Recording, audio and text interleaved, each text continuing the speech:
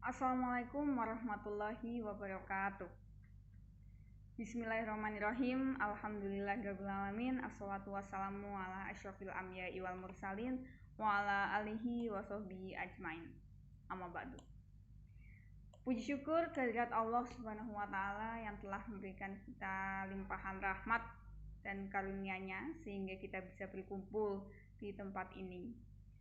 Selawat dan salam marilah kita haturkan kepada junjungan Nabi besar kita Muhammad Sallallahu Alaihi Wasallam yang telah menjadi suri tauladan kita dan telah membawa kita ke zaman yang terang benderang seperti sekarang ini.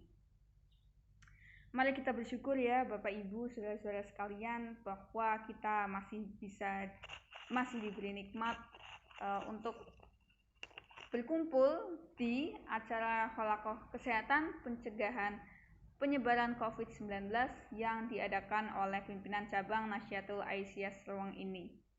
Karena banyak teman-teman kita, saudara-saudara kita yang sekarang sedang diberi cobaan sakit oleh Allah Subhanahu wa taala. Hadirin yang saya hormati, Rasulullah pernah bersabda, dua kenikmatan yang sering dilupakan oleh kebanyakan manusia adalah nikmat sehat dan waktu luang. Hadis riwayat Bukhari. Bagaimana caranya ini untuk mensyukuri nikmat-nikmat Allah? Yaitu dengan dijaga. Nikmat itu harus dijaga ya. Diberi waktu luang oleh Allah, kita mensyukurinya dengan cara menjaganya. Waktu luang tersebut kita gunakan untuk melakukan hal-hal yang bermanfaat. Melaksanakan ibadah, beramal ya. Begitu. Jangan menjaga waktu luang itu dengan tidak melakukan apa-apa, itu justru salah ya. Kita mendapat nikmat waktu luang itu adalah untuk melakukan hal-hal yang diridhoi oleh Allah Subhanahu wa taala. Kemudian diberi nikmat sehat. Sehat ini juga harus dijaga ya Bapak Ibu, saudara-saudara sekalian. Dengan apa? Dengan berolahraga, dengan makan makanan yang sehat dan halal. Kemudian karena kita berada di pandemi COVID, yaitu dengan menjaga protokol kesehatan. Protokol kesehatan itu ada 5M. Yang pertama, menjaga jarak. Seperti Bapak Ibu sekalian di ruangan ini kita sedang melakukan protokol kesehatan ya, menjaga jarak satu sama lain, kita beri jarak agar penularan COVID bisa cegah. Kemudian yang kedua, memakai masker. Alhamdulillah ini para hadirin semuanya sudah memakai masker ya. Ini penting ya Bapak Ibu. Memang rasanya begah kalau pakai masker, tapi ini adalah salah satu cara. Karena apa? Karena virus itu masuk lewat mulut dan hidung. Maka harus kita tutupi, yaitu dengan masker. Yang ketiga yaitu mencuci tangan. An-nadhafatu minal iman. Kebersihan adalah sebagian dari iman. Tangan kita kan sering tuh megang-megang benda-benda, kemudian kita pegang ke muka. Nah, ini dengan sering-sering mencuci tangan, maka kotoran, bakteri, dan virus yang menempel di tangan kita itu mati ketika terkena sabun. Makanya dianjurkan untuk sering-sering mencuci tangan. Yang keempat yaitu membatasi mobilitas. Jangan sering-sering bepergian ya, saudara-saudara sekalian. Ini yang muda-muda biasanya ini sukanya pergi. Mohon dikurangi ya. Karena apa? Kita menjaga orang-orang yang sudah tua.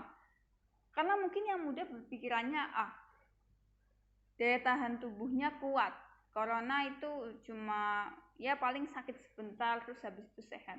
Ya sehat, kamu sehat, tapi kamu menulari yang lain. Nah, untuk mencegah yang itu, maka kita batasi mobilitas kita. Rasul pernah bersabda, jika kamu mendengar wabah di suatu wilayah, maka janganlah kalian memasukinya. Tapi jika terjadi wabah di tempat kamu berada, maka janganlah tinggalkan tempat itu. Nah, ini adalah tentang isolasi nih ya, tentang lockdown ini, agar kita tidak sering bepergian karena ada pandemi di tempat kita berada ini. Jadi kita perlu sekali membatasi mobilitas sesuai anjuran Rasulullah. Yang kelima, yang terakhir nih dari 5M, yaitu menjauhi kerumunan. Kita perlu menjauhi kerumunan dimanapun, karena takutnya penularan COVID mudah jika kita saling berdekatan. Makanya ini kita selalu harus menjaga jarak ya. Nah, selain 5M, kemudian apa lagi yang perlu kita lakukan? Vaksin, Bapak Ibu, saudara-saudara sekalian. Ini yang masih menjadi persoalan ya. Saya sering sekali mendengar banyak orang yang bicara bahwa vaksin itu bahaya dan lain sebagainya. Kemudian hoax terkait vaksin ini ada banyak sekali, bahwa vaksin itu ada chipnya, berbahaya, kemudian konspirasi-konspirasi terkait negara-negara pembuat vaksin dan lain-lain. Padahal vaksin ini adalah bentuk ikhtiar kita, ikhtiar untuk mencegah virus corona. Kebumen menjadi zona merah karena apa? Karena kematiannya tinggi. Berbeda dengan di luar negeri seperti Amerika, Inggris, dan negara-negara Eropa lainnya. Itu kasus COVID-nya itu tinggi, tapi kematiannya rendah. Sebaliknya dengan Indonesia yang kasus COVID-nya itu lumayan ya, hanya baru beberapa bulan saja ini sudah terlihat datanya bahwa penderita COVID naik, tapi yang meninggal banyak sekali. Nah, ini kan yang menjadi persoalan ya. Sayangnya COVID ini belum ditemukan obatnya. Namun, para ahli sudah menemukan vaksinnya.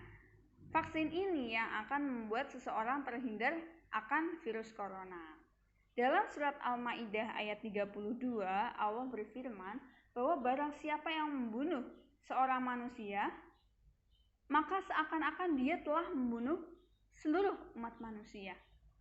Dan barang siapa yang memelihara kehidupan seorang manusia, maka seakan-akan dia telah memelihara kehidupan manusia seluruhnya. Ini penting sekali nih. Vaksin ini merupakan bentuk ikhtiar kita untuk memelihara kehidupan manusia. Maka jangan sungkan-sungkan untuk vaksin, karena sudah terbukti efektivitasnya melawan COVID.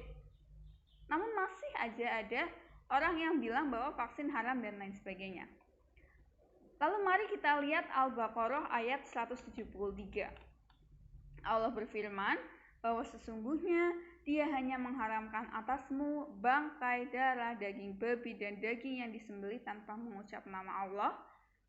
Tetapi barang siapa terpaksa memakannya, bukan karena menginginkannya dan tidak pula untuk melampaui batas, maka tidak ada dosa baginya. Sungguh Allah Maha Pengampun lagi Maha Penyayang. Ini ayat ini nih bagi orang-orang yang bersikeras bahwasanya vaksin haram dan lain sebagainya. Pandemi ini adalah keadaan darurat ya, maka diperbolehkan untuk menggunakan vaksin, malah dianjurkan.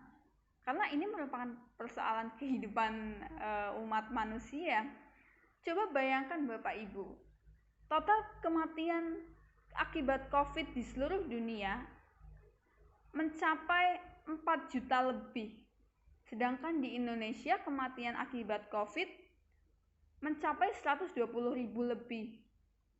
Ini maka penting sekali nih vaksin ini untuk menjadi ikhtiar kita bersama untuk menjaga kelangsungan hidup manusia.